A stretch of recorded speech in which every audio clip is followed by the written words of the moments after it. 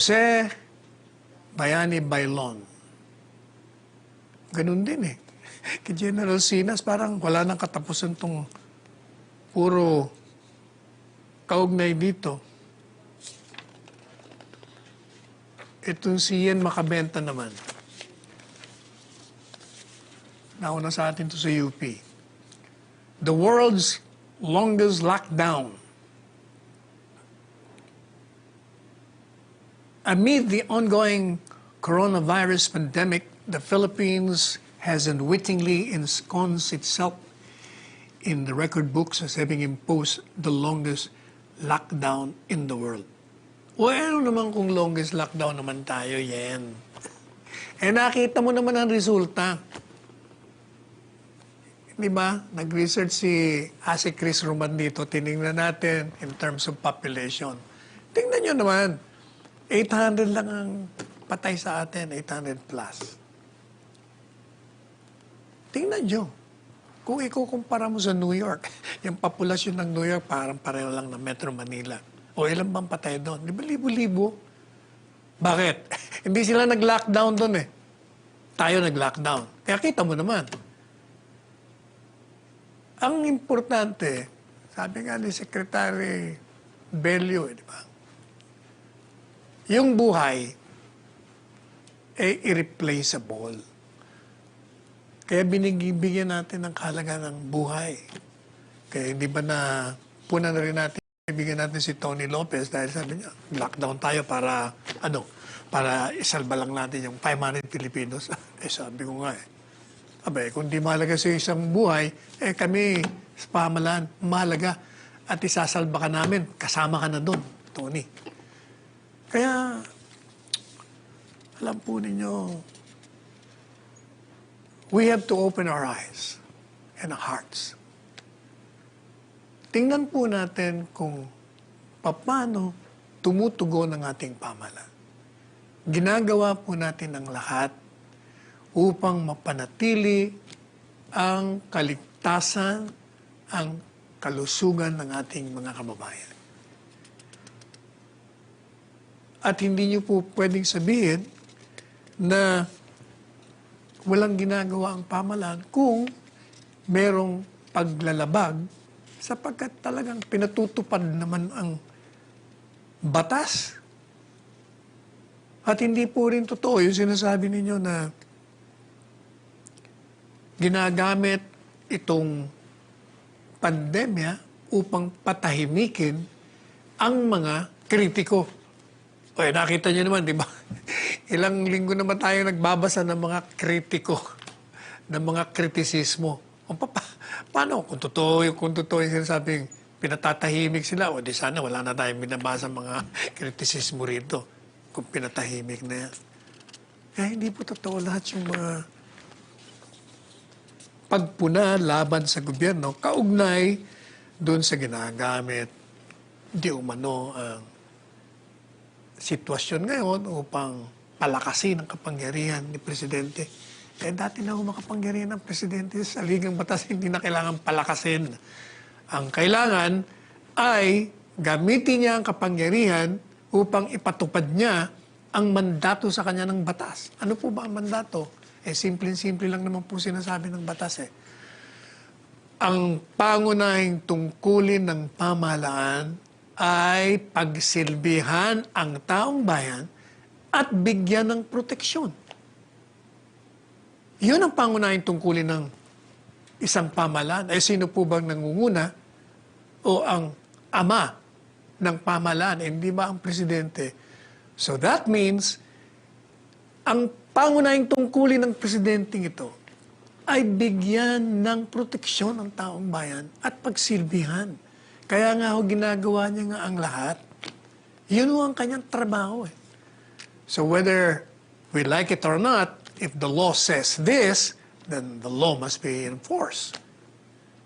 Hindi po pwedeng mamimili ang presidente. Huwag yung palaging inuulit niya yung gusto nyo tanggalin yung isang general.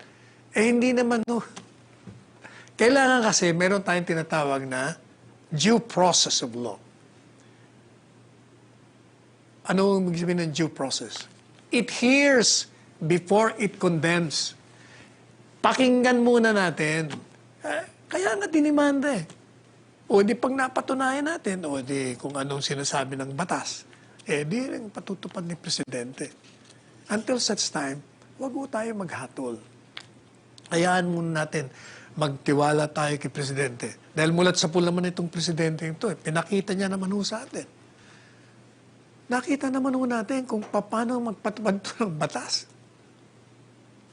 Walang kaibigan dito. Walang kamag-anak.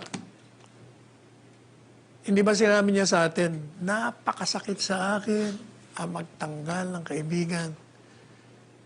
Ang tumulong sa akin mulat sa pool, sa kampanya. Pero sinabi ko naman sa kanila, noon pa, ako po ang buhay na saksi. Nung nakikita na mananalo si Presidente, nung nagmi-meeting siya ng mga potential cabinet members, di ba? Ewan ko kung sa programang ito ko sinabi. Nag-meeting ko. Yung mga naka-meeting niya, mga potential cabinet members, and karamihan nga doon, yung nga na-appoint. Nung matapos yung meeting, ngayon tayo na, kasi alas 2 na ng madaling araw eh. Biglang, sabi ni Presidente, teka muna, balik muna kayo sandali. Maupo uli kayo. May nakalimutan akong sabihin. Ano sabi niya? Nakalimutan ko sabihin sa inyo na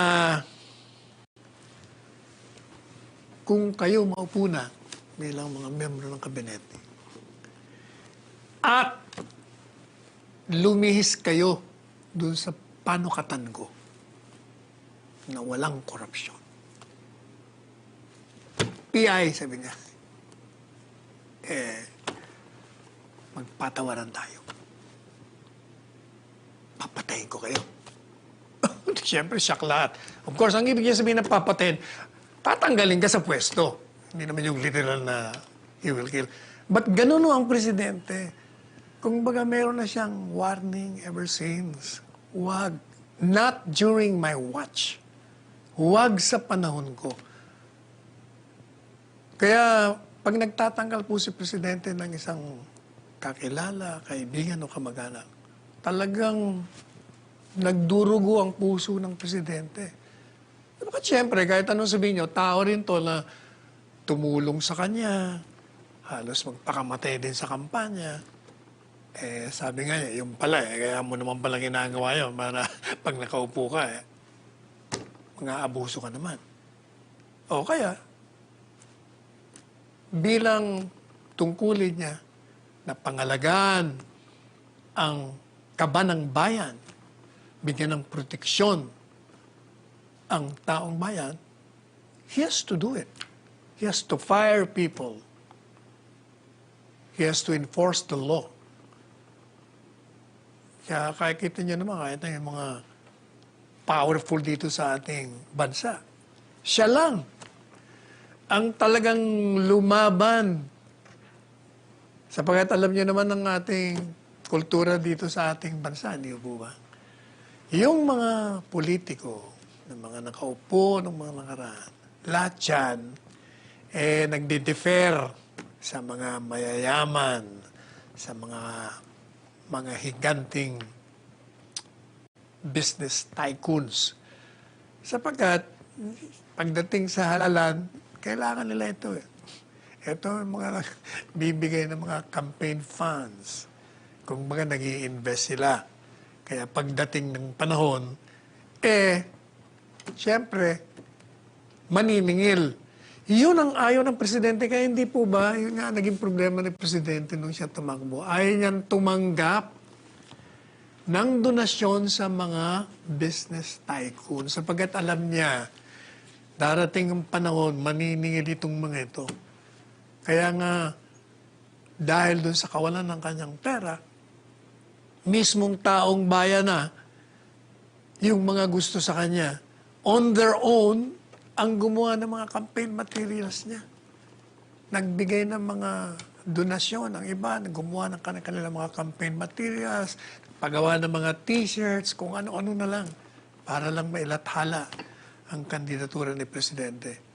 Kaya, wala siyang utang na loob. Pareho rin po yung ngayon, yung sinasabi niya, wala akong kontrata na nakararating sa lamesa ko pagdating dyan sa mga transaksyon ng gobyerno. Kaya walang masasabi sa akin ng pagpumutok ang isang kontrata dyan. Kasama ko, hindi. Para malinis ang kamay ko at walang kadena sa kamay ko na gawin ko, ipatupad ko ang batas. I can kick their butts. Ganun ang presidente. Kaya sabi ko nga po ilang paulit-ulit ko siya, napaka-swerte natin na meron tayong ganitong presidente. Wala siyang pakialam, kaya mamatay man siya, kaya siya i-assassinate mo, tanggalin mo sa baho. Okay lang sa kanya yun. Sabi niya nga, mas gusto ko pa mamatay sa pwesto, bayani pa ako. Kaya, pagkatiwalaan po natin itong presidente ito. At ipagdasal natin na siya ay bigyan ng wisdom, guidance ng dakilang lumika upang maisakatuparan niya ng buong katapatan ang kanyang tungkulin bilang presidente.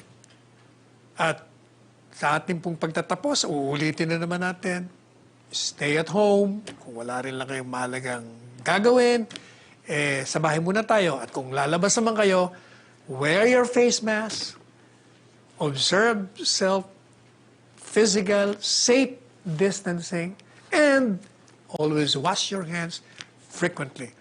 Ako po ang inyong lingkod, Salvador Panelo, lingkod ng bayan, nagsasabing magandang araw po sa inyong lahat.